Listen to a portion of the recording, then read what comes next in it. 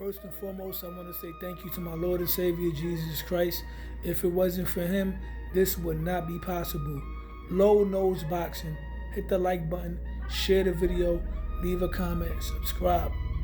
I want to say congratulations to Brian Norman Jr. Brian Norman, oh my goodness. It's raining cats and dogs outside.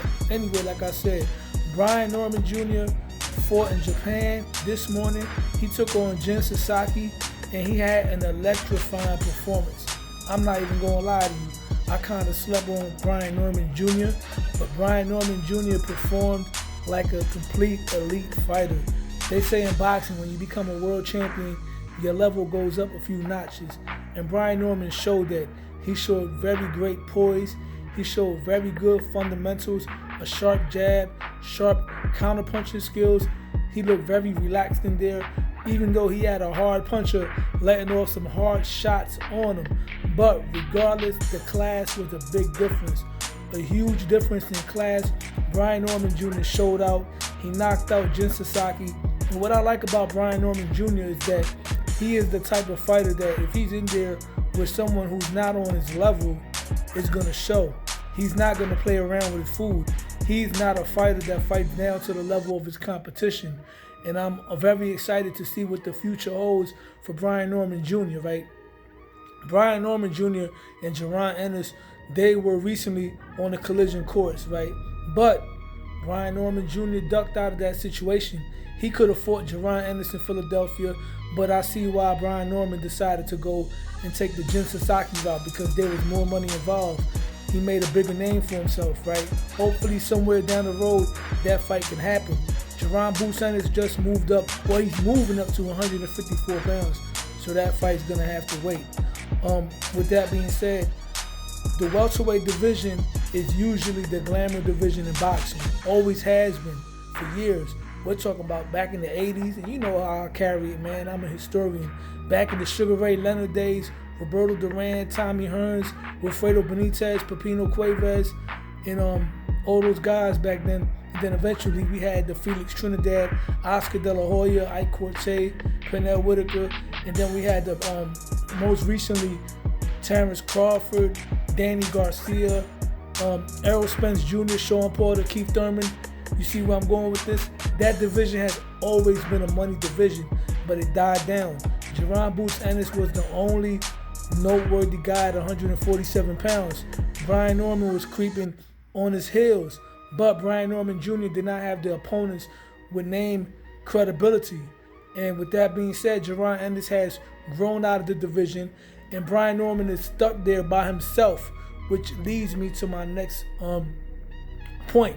Brian Norman Jr. has the opportunity to become this version of Marvelous Marvin Hagler.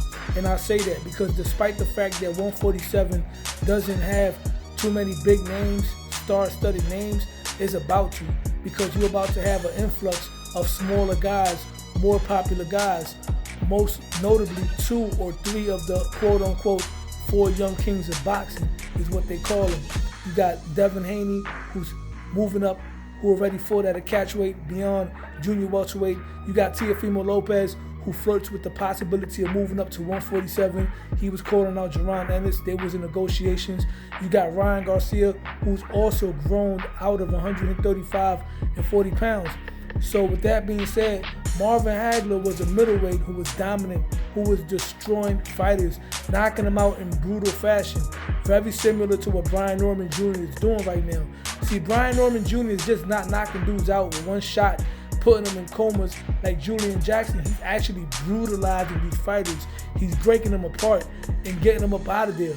But Brian Norman Jr. is in a good spot as long as he can continue to make 147, because now, if these guys that I mentioned were to move up, this will be Brian Norman Jr.'s opportunity to land good fights, big money fights, pay-per-view fights against the guys like Teofimo Lopez, Devin Haney, Ryan Garcia, and whoever decides to move up from the star-studded divisions of 140 and 135. Brian Norman Jr. is in a very good spot right now. I'm very interested in seeing where his career goes, who he fights next. Bill Haney was recently on the Boxing Voice, shout out to them, talking about he wants Devin Haney to fight Brian Norman Jr. Brian Norman Jr. is on the list for Devin Haney, according to Bill Haney. And you know, I'm not the biggest Devin Haney fan, but I do have to admit and I do have to respect the fact that Devin Haney has taken on all comers. Devin Haney's the only fighter that sent Shakur Stevenson an offer, a contract, and Shakur Stevenson is one of the boogeymen in boxing. So with that being said, Brian Norman Jr., Devin Haney, let's get it on. Brian Norman Jr. versus Teofimo Lopez, let's get it on. Brian Norman Jr. can become the modern day marvelous Marvin Hagler. With that being said, hit the like button, share the video, leave a comment, subscribe to my channel, Low Nose Boxing. Oh yeah, by the way, I just want to give a shout out to Claymore Rain. I want to give him a shout out because he's a very knowledgeable YouTube channel with boxing. And today, I couldn't watch the fight live. I was on my way to work and, you know, I couldn't really watch the fight. I was busy. However, I was able to tune into his YouTube channel and listen to his live fight chat. And I ain't gonna lie to you, his live fight chat was like literally watching it. I felt like I was listening to Larry Merchant and Jim Lampley. Shout out to him. Anyway, Low Nose Boxing, because Low Nose Boxing, I'm out.